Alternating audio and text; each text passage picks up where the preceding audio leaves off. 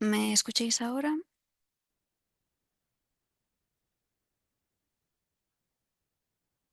Vale, ahora sí. Vale, disculpad que he tenido un problema de conexión y se me escucha bien. Vale.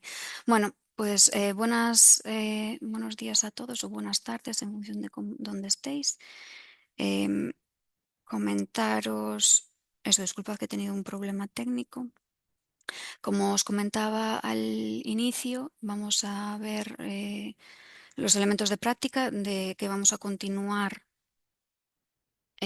con dos elementos nuevos de práctica de los que, bueno, comparados con los que ya estábamos viendo, van a ser calidad y riesgo y oportunidades, ¿vale?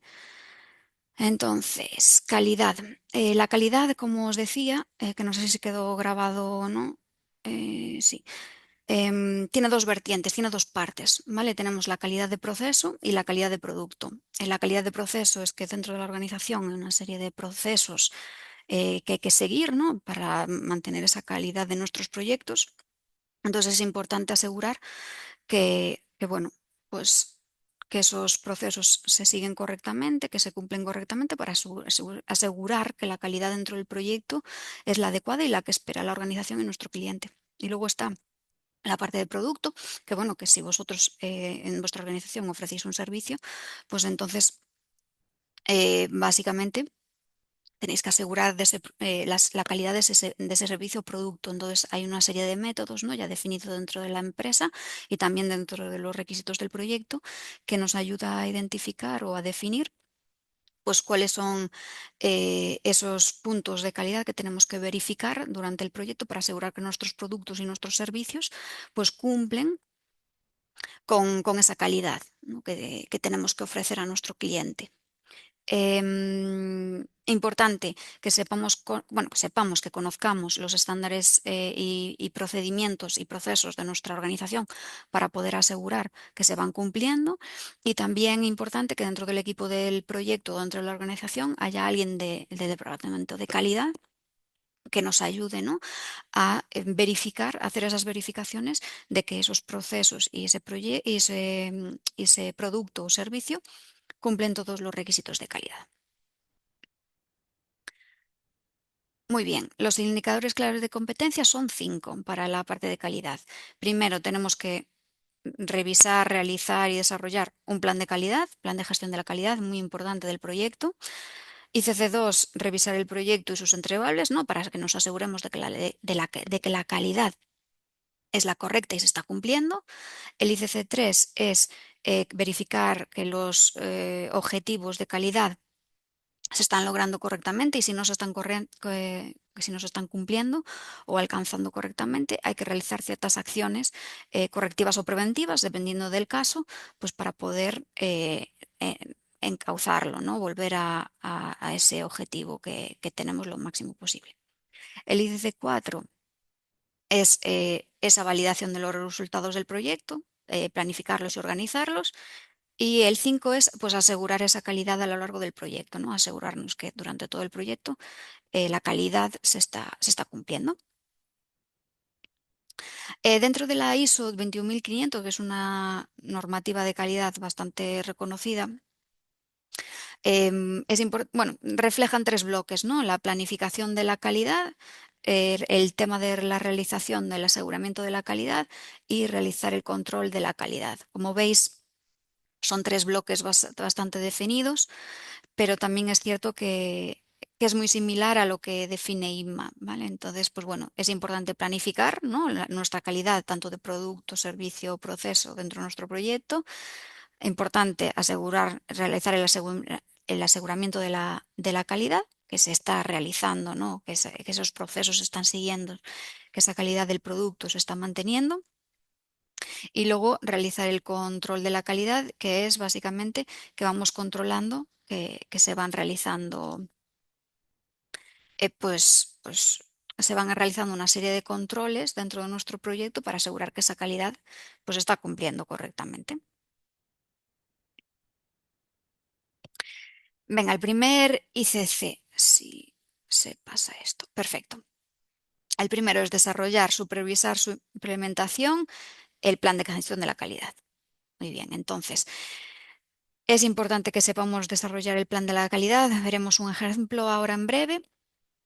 Hay que definir esos objetivos de calidad dentro del proyecto, las medidas que vamos a realizar durante el proyecto, hay que definirlas, también las herramientas que vayamos a utilizar y también explicar esos procedimientos, ¿no? En el plan de la gestión de la calidad vamos a explicar qué procedimientos o cómo vamos a realizar o a alcanzar esos objetivos de calidad dentro del proyecto. Y también es cierto que es importante alinear esas actividades de gestión de calidad a las actividades del proyecto. Es decir, si nosotros vamos a realizar una serie de verificaciones de calidad o unas series de gate reviews, es importante que nosotros las planifiquemos dentro de las actividades del proyecto porque al final eso es una tarea que hay que realizar y que a lo mejor pues deriva de ella alguna serie de acciones para otros miembros del proyecto. El ICC2 es que revisemos pues eso, el proyecto, nuestros entregables, para asegurar que esa calidad se está cumpliendo y que no nos desviamos de los requisitos del proyecto ni de lo que hemos definido dentro del plan de gestión de la calidad. Entonces es importante pues identificar cómo vamos a revisar el desempeño del proyecto.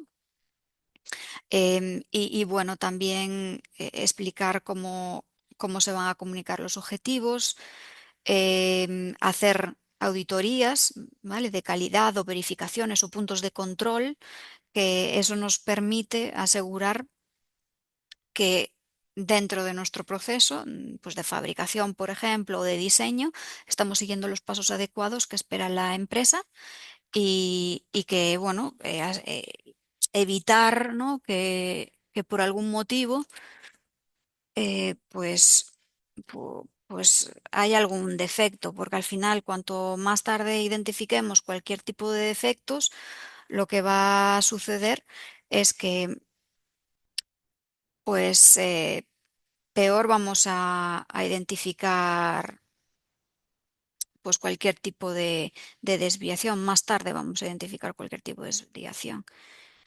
Dejarme confirmar que me estáis viendo correctamente.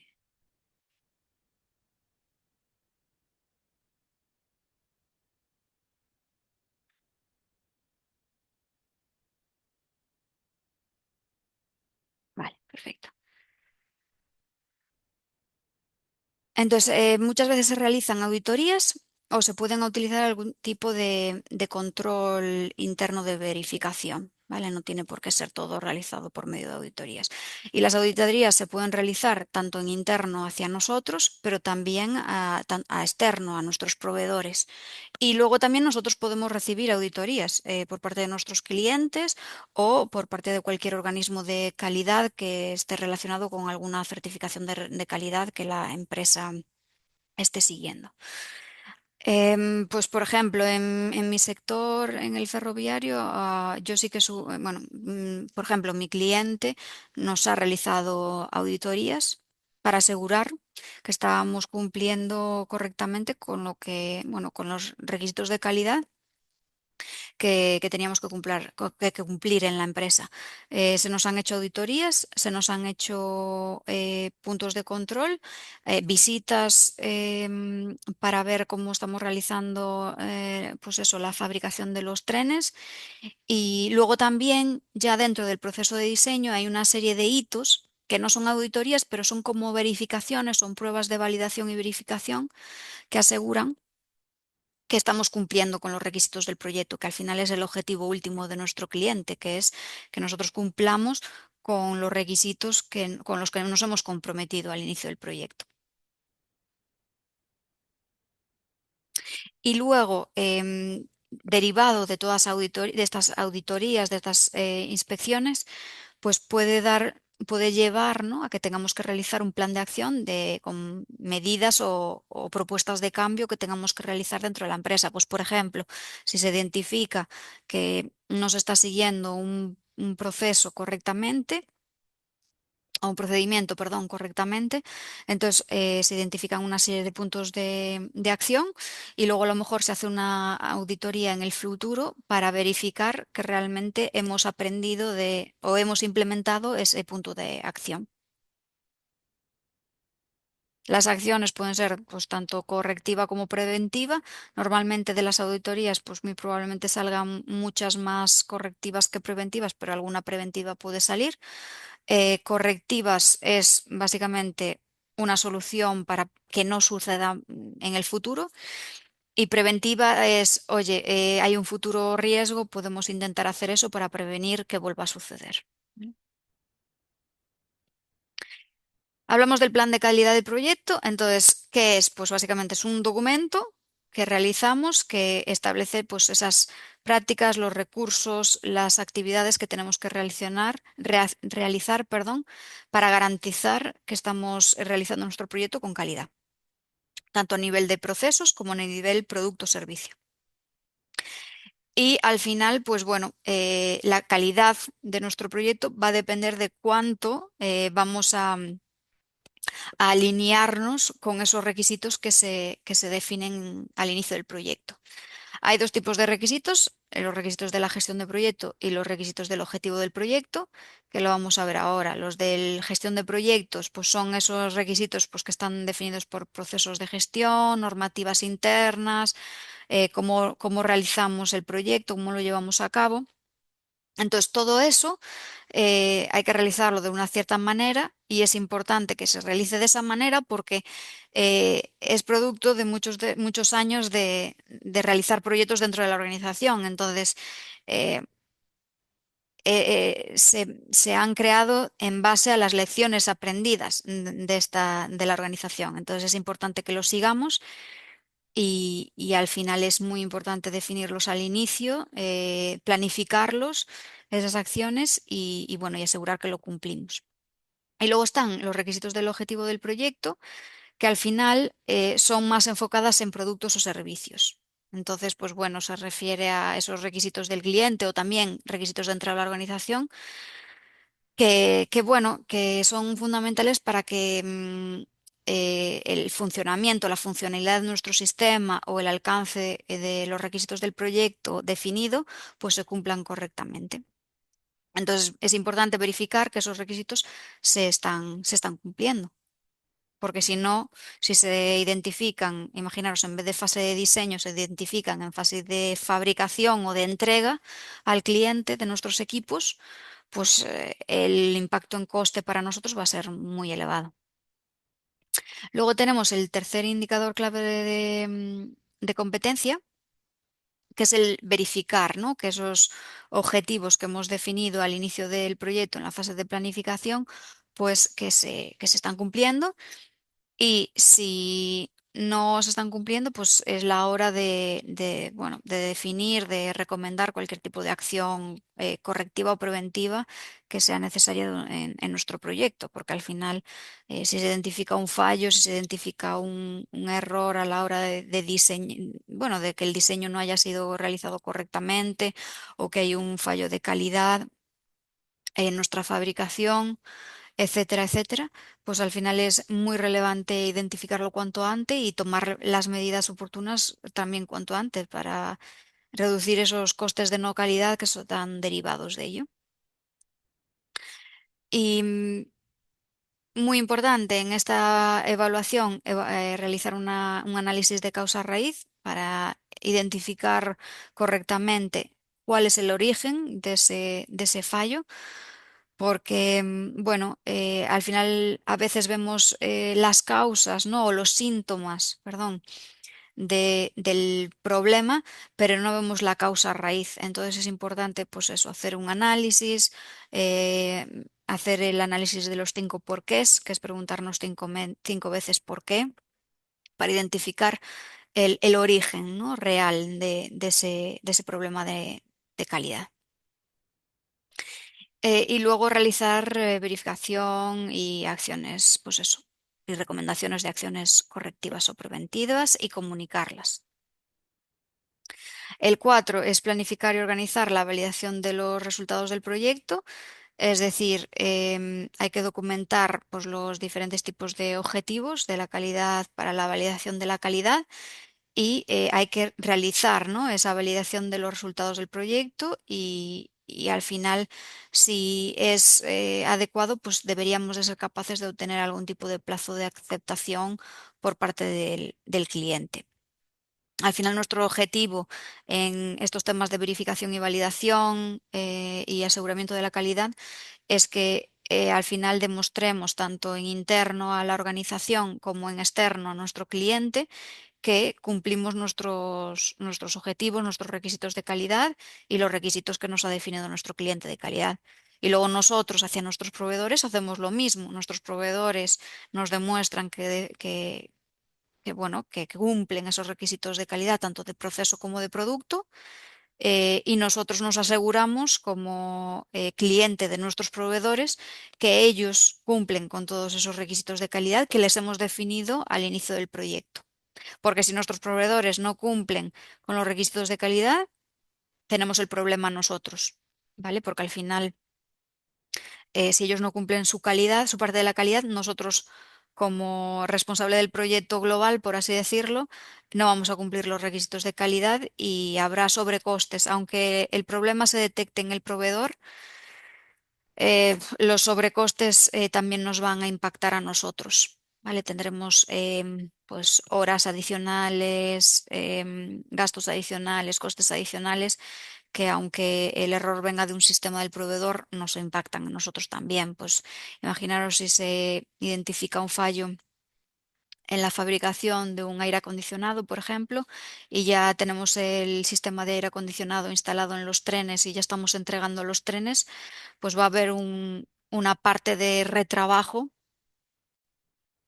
que se va a realizar, o sea, que se va a tener, que va a suceder, ¿vale? Em, Básicamente va a suceder porque primero vamos a tener que identificar ese problema, vamos a tener que determinar cuál es la causa raíz. Aunque nos acompañe el proveedor, cuando ya identificamos que el problema es del aire acondicionado, em, del sistema de aire acondicionado, pues al final si hay un problema, nosotros lo identificamos primero como responsables del tren, pero nuestros proveedores, bueno, cuando ya sabemos que es de ese sistema, nos acompañan y después de eso, pues claro, tenemos que hacer todo el troubleshooting, acompañar al proveedor porque no puede estar solo en el tren, hacer el reemplazo de esa unidad defectuosa por una nueva para asegurarnos de que el tren pueda seguir funcionando y luego que el proveedor pueda coger esa pieza e investigar qué es lo que sucede, o a lo mejor es necesario hacer un troubleshooting en el tren o una evaluación en el tren, una verificación antes de que lo retiren para identificar la causa raíz. No hay un proceso ahí que sí o sí va a haber que realizar y que va a generar un extra coste adicional 100% hacia nosotros, hacia nuestros proveedores y probablemente hacia nuestro cliente, porque al final un tren parado sin funcionar es dinero que pierde el cliente. Y luego el 5 es asegurar pues, que a lo largo de todo el proyecto esa calidad se va cumpliendo. Entonces, al final es asegurar que los estándares de calidad se cumplen correctamente de forma periódica, adaptarlos si es necesario, asegurar que se implementan todos esos procesos de calidad en todo el proyecto y bueno, también asegurar que todos los miembros del equipo pues tienen esa conciencia, ¿no? de que la calidad es un factor muy relevante dentro del proyecto, programa o cartera de proyectos porque bueno, es importante que todos conozcan, ¿no? qué nivel de calidad es importante dentro de la organización, porque si ellos no lo conocen de forma individual, es muy difícil que a nivel proyecto se cumpla esa calidad dentro del proyecto. Y luego hay que hacer una serie de verificaciones periódicas para asegurar que se valida esa calidad.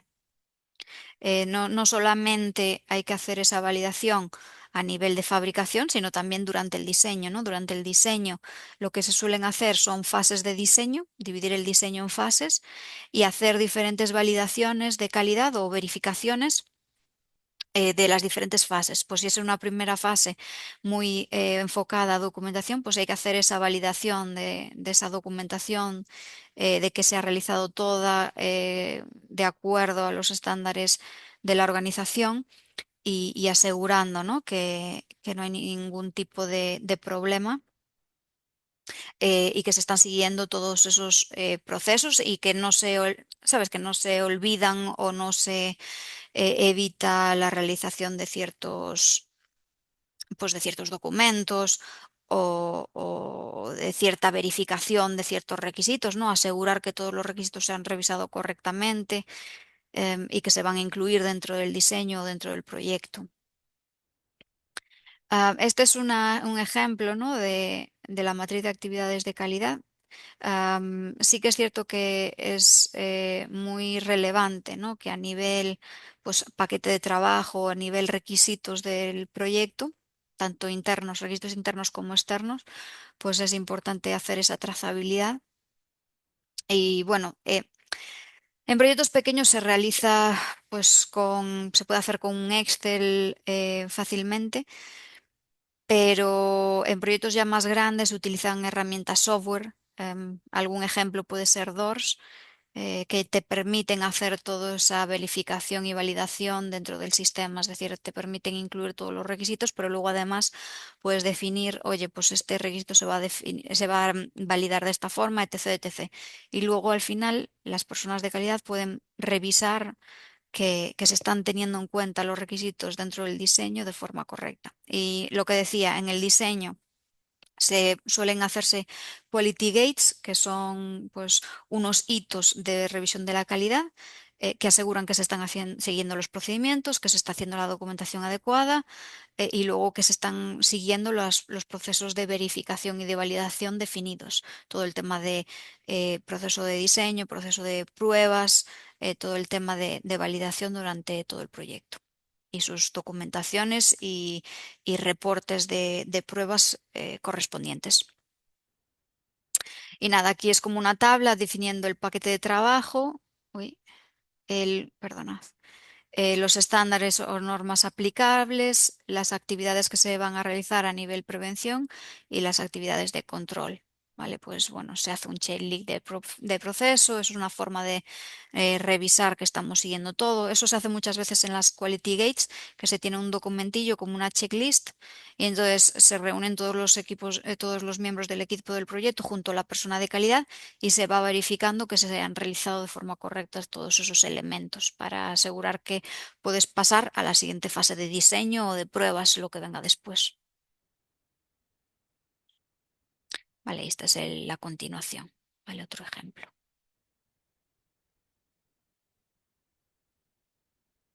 Vale, y ahora vamos a ver la parte de riesgos.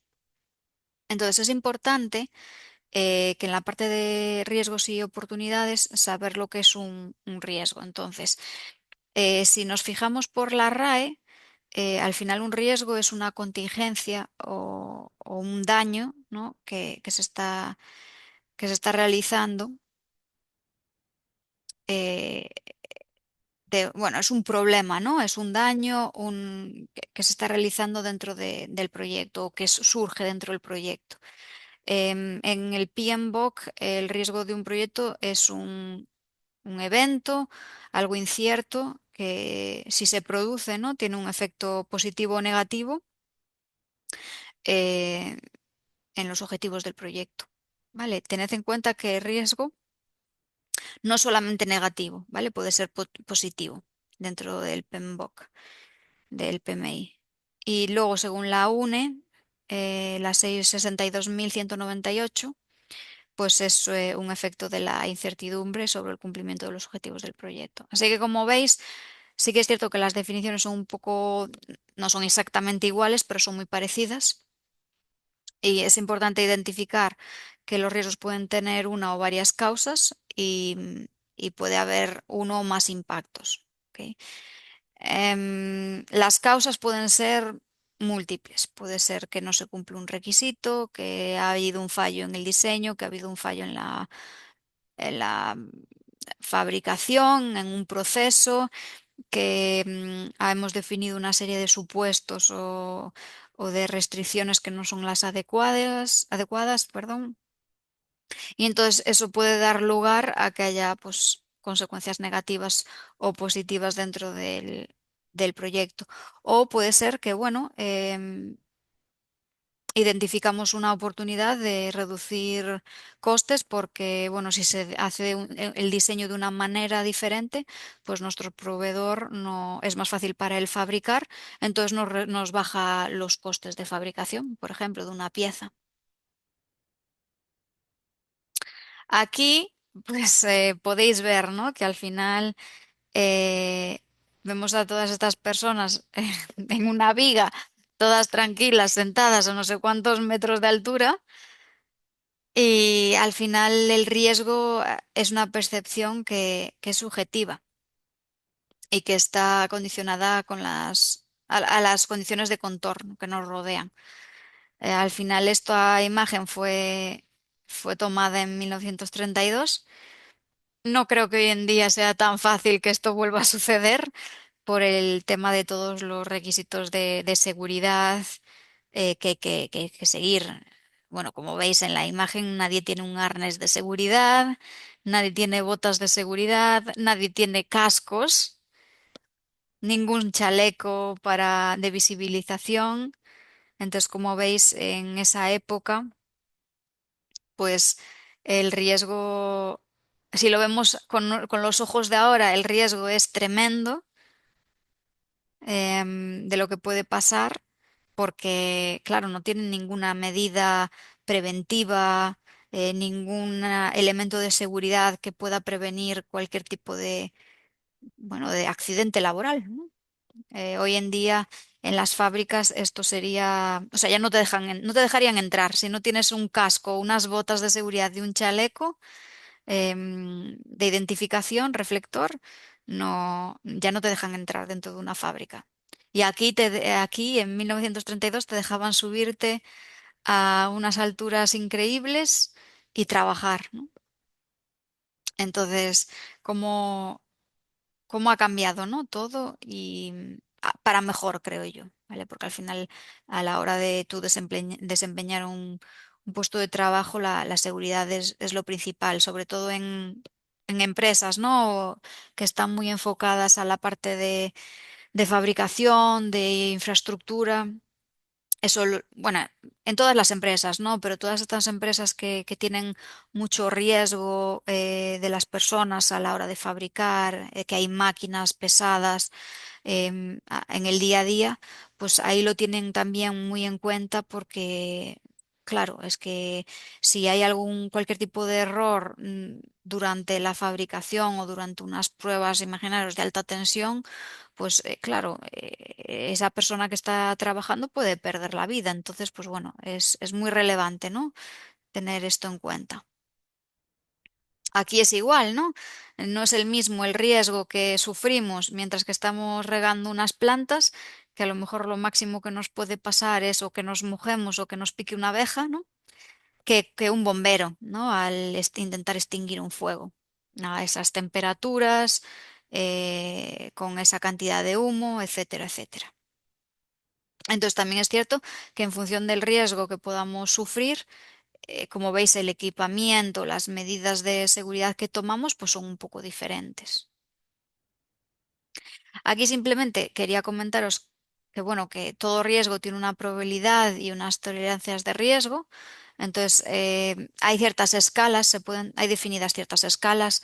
Hay riesgo intolerable, tolerable, tolerable solamente si aporta beneficios significativos, tolerable e insignificante. ¿Vale? Entonces, pues hay ciertas escalas identificadas sobre bueno, ¿cuál es la tolerancia al riesgo que tenemos o que tiene nuestra empresa? Y nada, os presento ahí un ejemplo. Y bueno, aquí son ejemplos de cada uno de los tipos de tolerancia al riesgo. Pues riesgo intolerable, pues sería participar en una ruleta rusa. Al final, claro, el riesgo es tremendo. Luego, pues un riesgo, pero un poquito más bajo sería estar en Ciudad del Juárez, por ejemplo, ¿no? Que tiene altos niveles de peligrosidad, pues bueno, pues de sufrir, de morir, ¿no? En esa ciudad, pues bueno, pues tienen menos riesgo, ¿no? Que la ruleta rusa, por ejemplo. Un asesinato en Estados Unidos, pues sería un poco menos de probabilidad. Vivir cerca de una central nuclear, pues tiene menos riesgos. Contraer el ébola por ejemplo, en Europa, pues menos riesgo, ¿no? Entonces, en función de la probabilidad de ocurrencia y de esa tolerancia al riesgo que tenemos de nuestro entorno, pues se pueden clasificar los tipos de riesgo. Y luego todos los riesgos tienen un impacto. Entonces, el impacto está muy relacionado con la probabilidad de ocurrencia y con las consecuencias de ese evento. Entonces, bueno, se puede definir con esa fórmula que veis, en la que la probabilidad de ocurrencia es cómo de probable es que nos ocurra ese evento y la pérdida asociada estimada, pues es el daño que produciría si ocurre ese riesgo. Perdonad que nos están pasando. Estas son los ejemplos que hablamos y esta es sí, y esto es lo que hablábamos del impacto del riesgo, ¿vale? De la fórmula.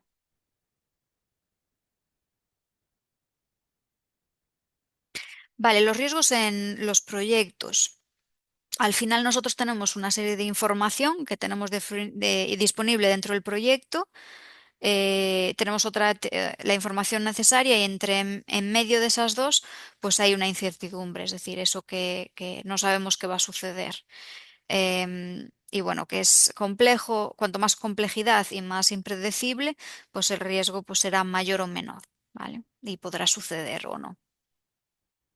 Entonces, lo importante también en los proyectos es intentar reducir los riesgos lo máximo posible, porque al final, claro, cuanto más incertidumbre, más riesgos tengamos, peor. Así que hay que bajar incertidumbre y definir cuanto más posible esos requisitos del proyecto, eso que no se sabe cómo hacer o eso que no está bien definido, hay que definirlo cuanto antes para evitar riesgos futuros. Y si hay veces, porque claro, los requisitos los define el cliente. Y hay algunos que están muy bien definidos, que no hay duda alguna, pero hay otros que puede entrar un factor de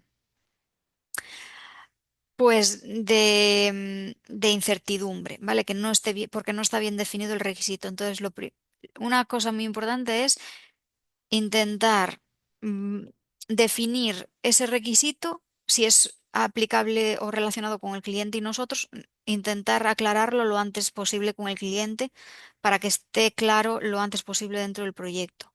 Y luego, si es una incertidumbre entre nosotros y nuestro proveedor, lo mismo. Cuando lo identifiquemos, cuanto antes lo aclaremos con el proveedor, mejor, porque menos problemas vamos a tener en el futuro, porque a lo mejor el proveedor entiende un requisito de una manera y nosotros de otra diferente, y al final lo que sucede ahí es que se generan riesgos o problemas, ¿vale? En el futuro. Entonces, cuanto menos incertidumbre, menos riesgo y menos problemas o potenciales problemas. La parte de riesgo oportunidades, en la parte de ITMA, de los ECCs de ITMA, pues es importante identificarlos, evaluarlos y planificarlos, ¿vale? Y luego, pues bueno, hacer una serie de control y de seguimiento de esos riesgos y oportunidades durante todo el proyecto. Porque al final, si los definimos al inicio y no hacemos nada más con ellos y se quedan en un papel, es preferible no hacerlos. Lo que hay que hacer es identificarlos al inicio e ir, pues bueno, verificando que esos riesgos o se están mitigando o que las acciones que hemos definido para mitigar esos riesgos se están realizando por las personas del equipo de proyecto. E importante, es tan importante identificar y hacer el seguimiento y evaluar los riesgos del proyecto como las oportunidades del proyecto.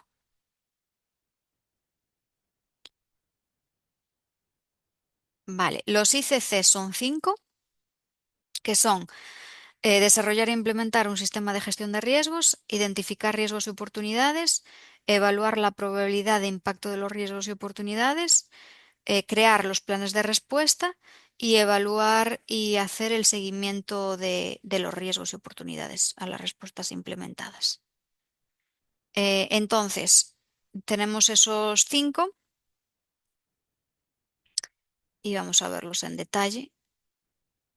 El primero, sistema de gestión de riesgos, es decir, tenemos que dentro de nuestro proyecto tener una forma de identificar, evaluar y gestionar esos riesgos. Es decir, sea bien una tabla Excel mediante un software de gestión de riesgos, pero al final es importante tener esos modelos de gestión de riesgos y ese sistema de gestión de riesgos.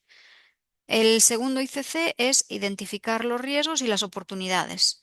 Vale, cuando ya tenemos y conocemos ese sistema de gestión de riesgos, tenemos que identificar los riesgos de, de nuestro proyecto y las oportunidades de nuestro proyecto, perdón. Entonces, pues hay que identificar cuáles son las fuentes de esos riesgos y esas oportunidades. Es importante que no lo hagamos solo nosotros, es decir, que involucremos al equipo de proyecto, a todas las áreas de la empresa, porque al final, si solo ponemos en la evaluación de riesgos nuestro punto de vista, a lo mejor nos perdemos riesgos en la parte de diseño que podría identificar nuestro responsable técnico, o riesgos en la parte de producción que podría identificar nuestro líder de fabricación, o riesgos a la hora de la compra de materiales o adquisición de sistemas, que lo identificaría mucho mejor y mucho más rápido alguien de nuestro departamento de compras, por ejemplo. Pero riesgos hay muchos tipos de riesgos que pueden afectar a nuestro proyecto y tenemos que identificarlos correctamente. ¿Vale? Entonces, se puede hacer una matriz de riesgos en la que es una tabla en la que identificas los riesgos y los vas poniendo por orden, o ayudarte de una herramienta software, que creo que DORS lo puede hacer también, pero bueno, que hay muchas otras. En la ISO 21500, pues también incluyen gestión de riesgos, este proceso, y tienen la identificación de riesgos, la evaluación de riesgos, el tratamiento de los riesgos y el control de riesgos. Así que, como veis, es muy similar a lo que define IPMA. Pues, ¿cómo identificamos los riesgos? Pues se puede realizar con una Excel como la que vemos aquí. Podemos crear en el que la primera columna es la identificación, o el título del riesgo, la descripción del problema, la definición del riesgo, las causas, la fecha en la que se ha identificado, el tipo de riesgo, si es una amenaza o si es una oportunidad, y luego la categoría del riesgo, porque hay veces que las empresas tienen una categoría definida, ¿vale? Para los riesgos. Dentro de los indicadores claves de competencia, el tercero es evaluar la probabilidad y el impacto del riesgo. Al final hemos identificado todos esos riesgos y tenemos que hacer una evaluación de su probabilidad, de la probabilidad de que vaya a ocurrir y del impacto que vaya a tener en nuestro proyecto. Y al final, pues podéis hacer evaluaciones tanto cualitativas como cuantitativas y un árbol de decisión de riesgos y oportunidades. Pues la finalidad, ¿no?, de esa evaluación de estos riesgos es medir y priorizar, pues, los riesgos identificados para cualquier tipo de acción posterior. Y nada, este proceso, pues, lo que incluye es definir la probabilidad de que esto ocurra y la consecuencia de que cuando el riesgo ocurre, pues qué impacto o cómo va a afectar a los objetivos del proyecto. Y luego se priorizan en base a esa identificación, se priorizan los riesgos y nada, y así ya sabemos cuáles tenemos que atacar antes o después.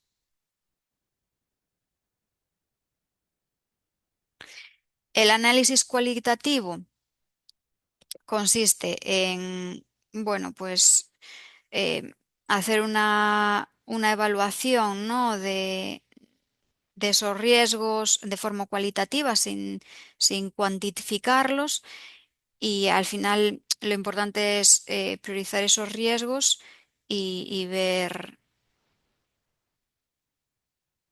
sí, perdón, y nada, y evaluarlos, ¿no? Combinando, pues es lo que hemos dicho, probabilidad e impacto.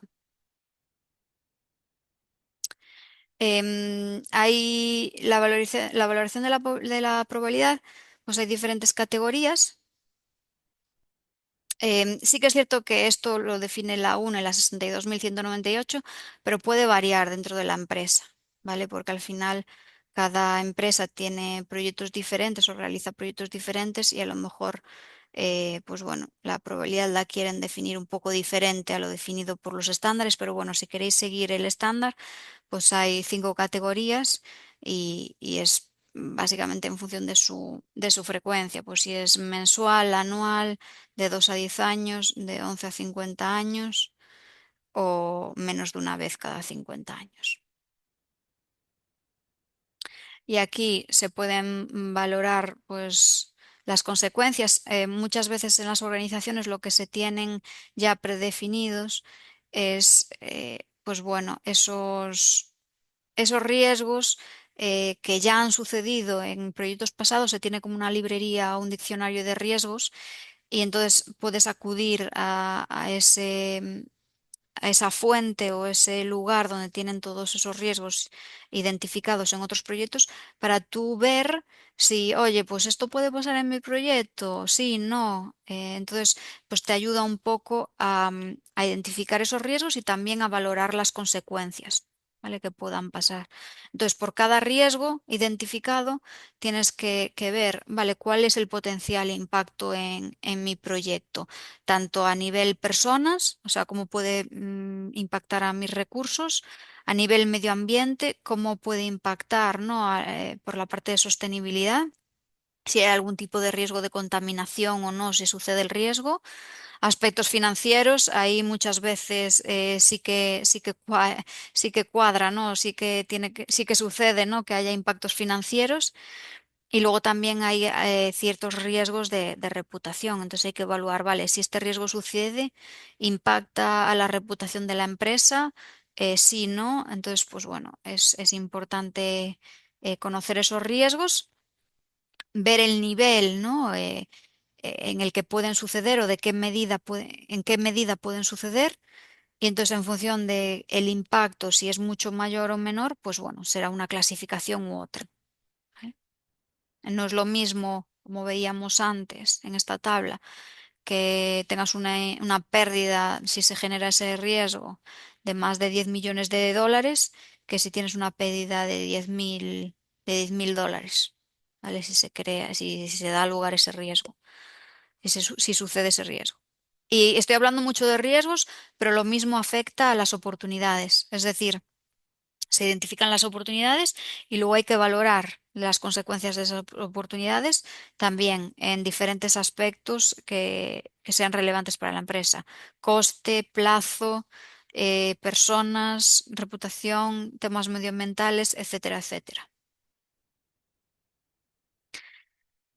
Cuando ya tenemos todos los riesgos identificados, evaluados por impacto y probabilidad, y priorizados, pues es muy bueno tener este tipo de matrices en el que puedes ver, vale, pues muy alto tengo 25, imaginaros que me parece una barbaridad. Pero bueno, esto es lo primero que tengo que atacar, ¿no? Esta matriz nos ayuda a ver qué es lo más relevante, es decir, si yo tengo un impacto alto y una probabilidad alta, pues hay que ver si se puede hacer algo con estos riesgos o no, o hay que dejar que sucedan e intentar mitigarlos lo máximo posible. Y nada, cuantificarlos, pues como ya hemos dicho, es muy relevante.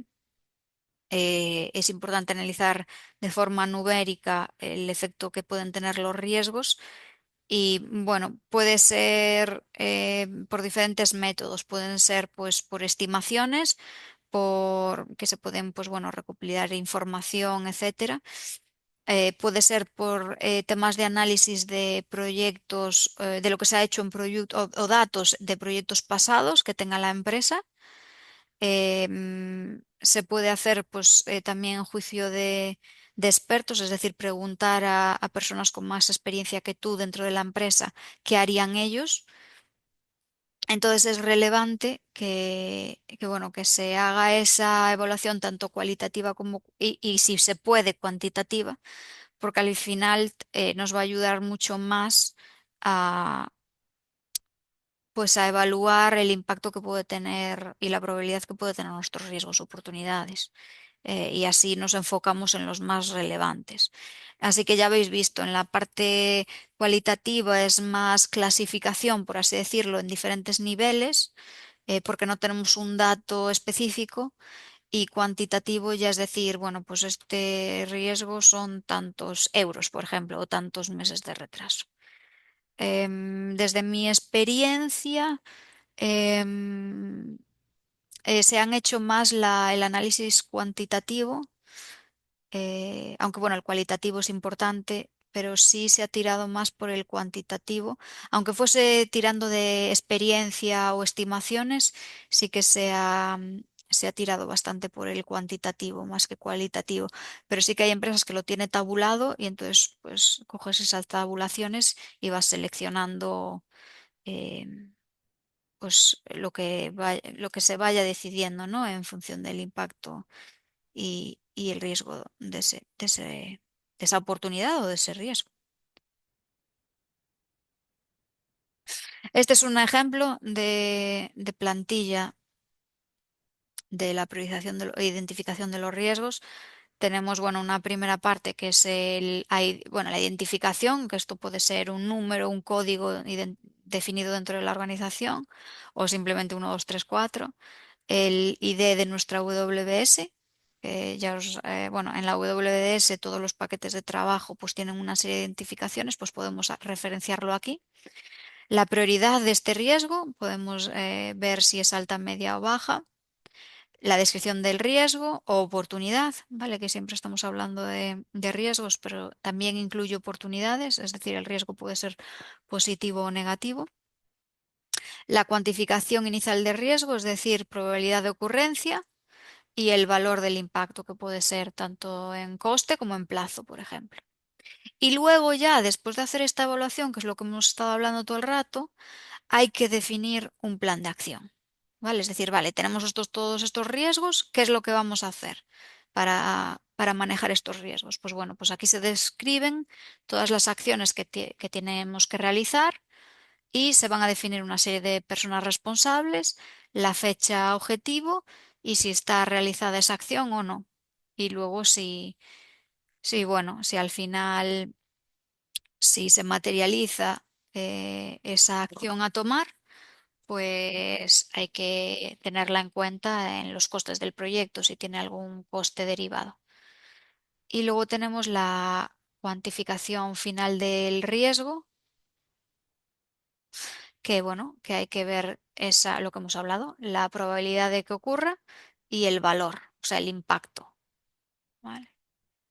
Porque al final sí hemos hecho una cuantificación inicial, pero luego hemos hecho una serie de acciones, hemos tomado una serie de medidas y entonces hay que evaluarlo después de haber realizado esa serie de medidas para ver si hemos mitigado el riesgo, si lo hemos eliminado, si el riesgo sigue igual, etcétera, ¿vale?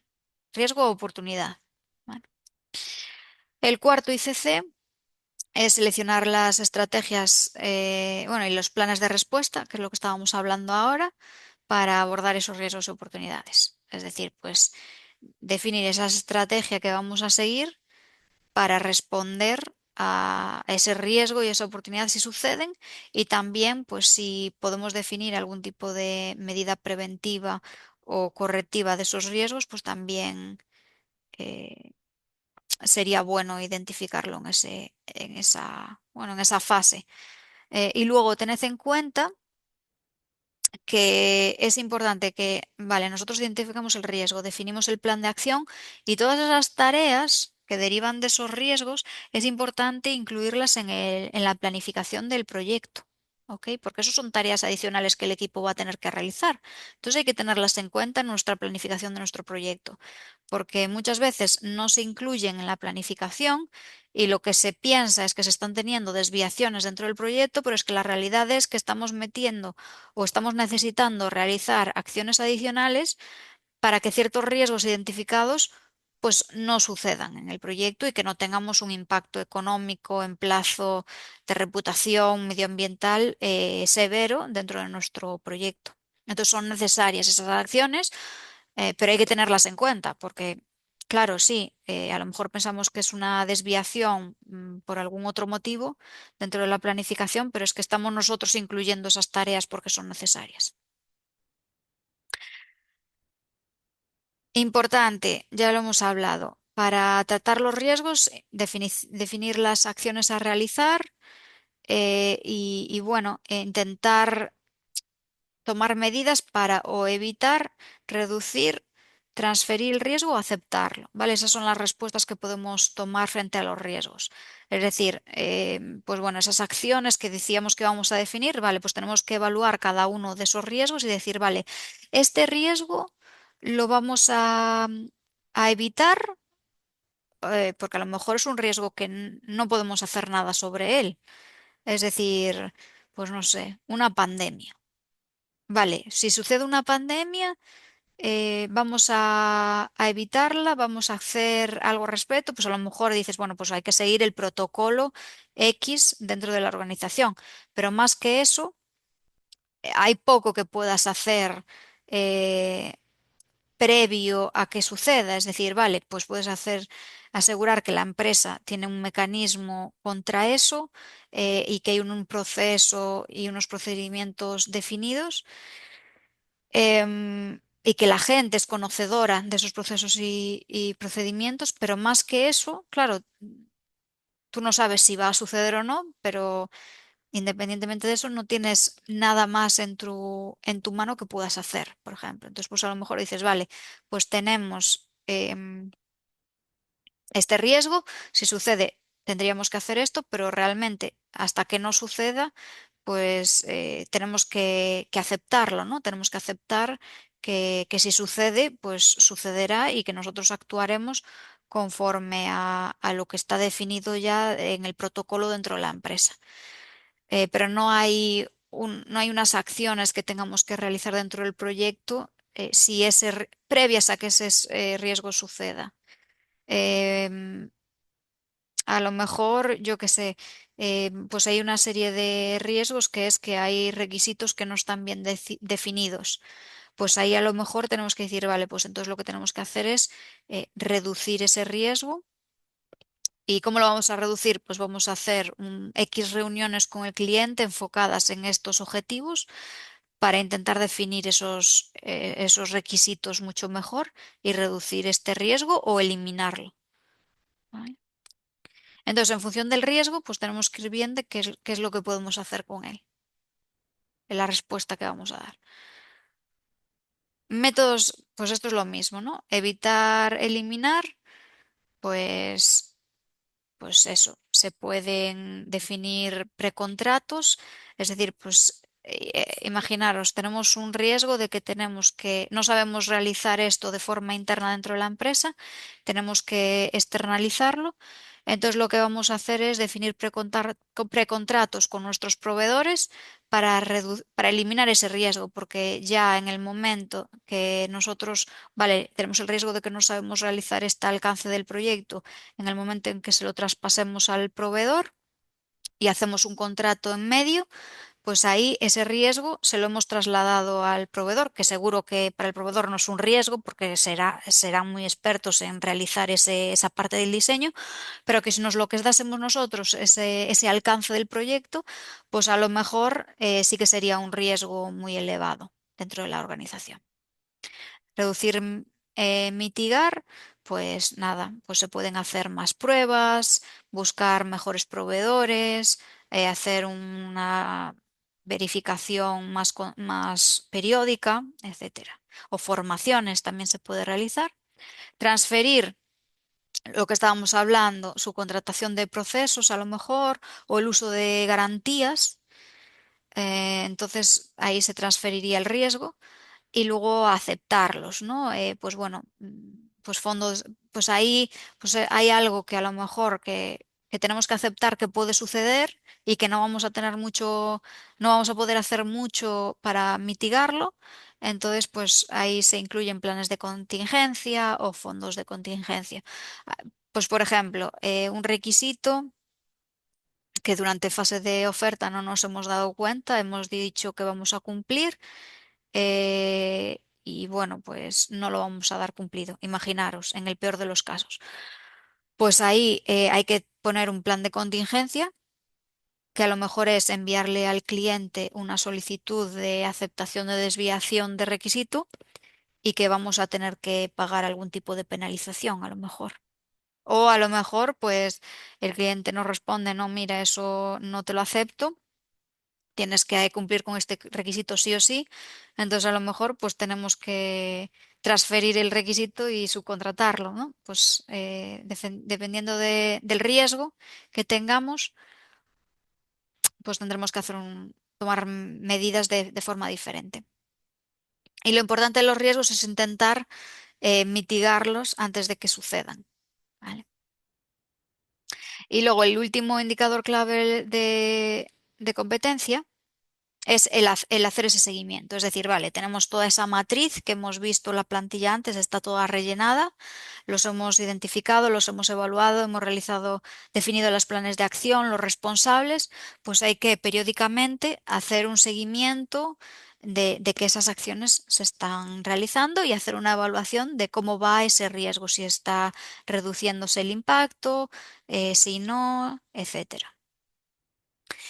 Y bueno, normalmente se hacen, las experiencias que yo he tenido se hacen de forma mensual. Entonces, pues bueno, ese seguimiento se puede hacer de forma mensual.